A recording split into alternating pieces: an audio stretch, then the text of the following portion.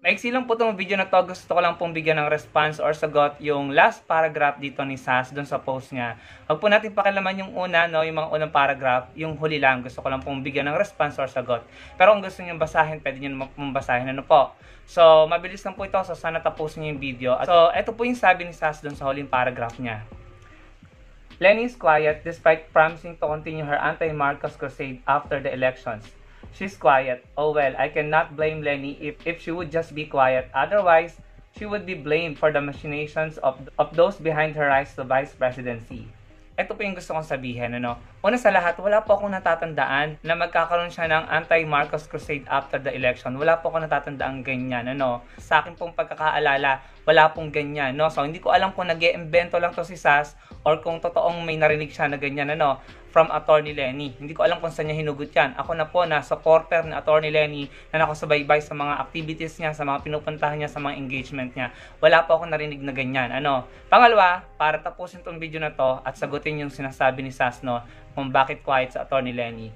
Simply because busy po yung tao, busy sa Attorney Lenny with Angat Buhay and Angat Buhay partners, volunteers at saka mga stakeholders, no.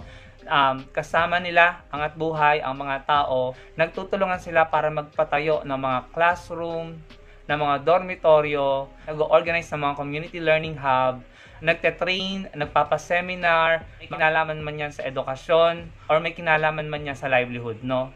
So kung tinatanong nila, bakit tahimik sa Attorney Lenny, ayan po ang sagot. Dahil busy yung tao, busy sa Attorney Lenny with Angat Buhay and their volunteers and partners. Sa kahit papaano ay gumagawa sila ng mga bagay-bagay para maiangat ang kalidad ng edukasyon sa ating bansa, no? So para sa akin, nakakatulong sila sa DepEd, sa DepEd Secretary. At meron silang mga livelihood program. Bukod pa yung mga relief operations na ginagawa nila kapag meron pong sakuna na nangyayari. So, kung tahimik man yung tao, dapat siguro hindi na kino-question, no? Kung gusto niyo malaman, edi bisitahin niyo yung mga platform ni Attorney Lenny, especially yung Angat Buhay, na makita niyo kung anong ginagawa, no? Sila itong ayaw na ayaw kay Attorney Lenny, pero ngayon sila din itong naghahanap at nagtataka kung bakit tahimik sa Attorney Lenny.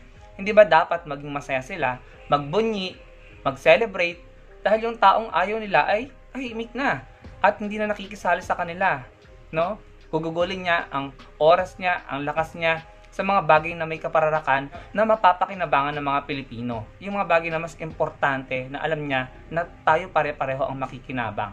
So yun lang, no? Sinagot lang po natin. Kung gusto sanang malaman ni Sas yung sagot sa tanong niya kung bakit tahimik sa Attorney Lenny, unang-una, private citizen sa Attorney Lenny, dapat alam na niya yon, no? And siguro kung gusto niya malaman talaga kung anong ginagawa ng Attorney Lenny, then go ahead, bisitahin yung Angat Buhay page, no? Andun naman po lahat. Makikita nyo yung mga pinakita ko sa inyo.